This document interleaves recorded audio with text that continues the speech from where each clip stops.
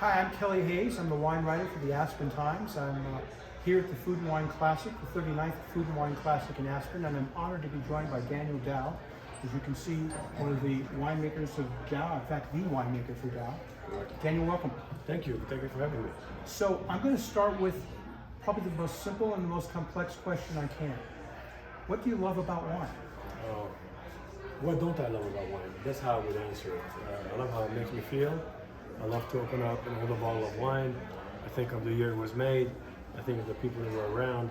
I think of the struggles, the successes that I had. It's like a memory in a bottle. And to me, wine is a sign of civilization. It just brings out the best in you. It really does. So it's been almost a quarter century since you and your brother George bought the property, 200 and some acres, Correct. up on top of, I guess, what's now called DAOU Mountain. Correct. You've created an incredible brand. What do you attribute it to? What was the reason for your success? Well, I think it was many things. I think we'll start with the most basic things. Is the terroir we found in Paso Robles, you cannot find almost anywhere in the world. And let me explain it. When it comes to terroir, there are two things you want to talk about: soil and climate. Our soil is totally atypical to the soil of California. Most of California, the vineyards have four types of soil: sandy, loam, clay, and volcanic. You will be hard-pressed to find the greatest vineyards in Europe on these soils. Instead, you'll find them on what's called in French argilo-calcaire, calcareous clay. That's a layer of clay, and underneath there's a limestone subsoil, which is basically decomposed seashells over millions of years. That draws out minerality, so it goes beyond fruit and alcohol. It brings out complexity. It allows you to dry farm. It allows us to make a naturally made wine. This wine is not manipulated.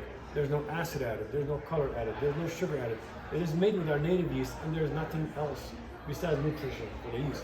But that is how it's made. So what I love about the terroir that we have is it allows us to have the purest expression of a terroir, but a terroir that goes beyond the jamminess that's known in California. It provides complexity, minerality, and depth and layers. The second element of why we went there is the climate. We're the only vineyard in California that's at 2,200 feet elevation, but only 14 miles from the very cold Pacific Ocean that grows Bordeaux varieties. So the temperature is just perfect. It is right between Bordeaux and Napa. So it is tend to be a little cooler than St. Helena, probably more like Oakville, and a little bit warmer, actually quite a bit warmer than Bordeaux. But that's a great spot to be, because that is a sweet spot for achieving ripeness and doing it in an elegant way. So what I love about the terroir is it allows me to make wines that are naturally made, that have minerality, that make you dream. And to me, wine has to make you dream. It can't just be a product. It has to take you to another dimension. And our terroir allows us to do that. So that is the biggest thing I attribute to in terms of success. It's interesting. I kind of knew you'd go to location, terroir, soils. I've heard you speak before about the beauty of the property, not just physically, but how perfect it is for purposes of making wine. Yes. Of course, my brother and I have had a hand in the success of the winery. We are operators, we're not just vintners. I make the wine, my brother takes care of all the business and the aspect of the business and the sales and the marketing. So, we're a great combination, and we love what we do. You referenced this wine. I believe you make 16 wines or so. Approximately, yes. And this particular wine is Soul of a Wine. Yes.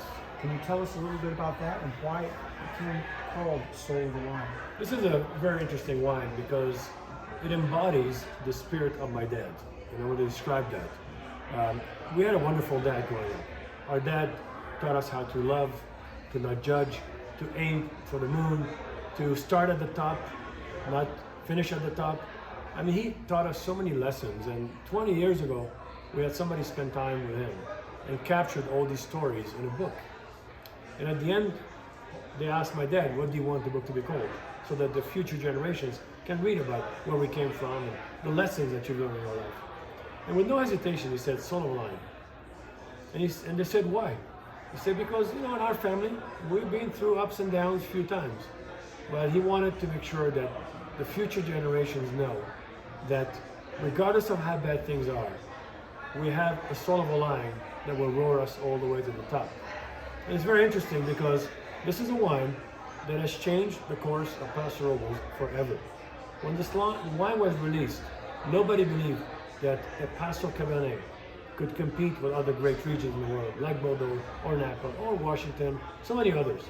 But yet, when you look at what's happened in the last 10 years, this wine is actually one of the top sold high-end Cabernet in California, top 2, off on premise. Nobody could have predicted that. And to us, to my family, we think that my dad's spirit and what the name really embodies this wine. It's roaring it all the way to the top. So, fittingly, this event will end on the 19th, which is Father's Day, and Yes. it's a great wine in which to toast your father. It is. Final question. Yes. What's your favorite variety? Well, obviously, I'm a lover of Cabernet Sauvignon and Cabernet Franc. They often fight.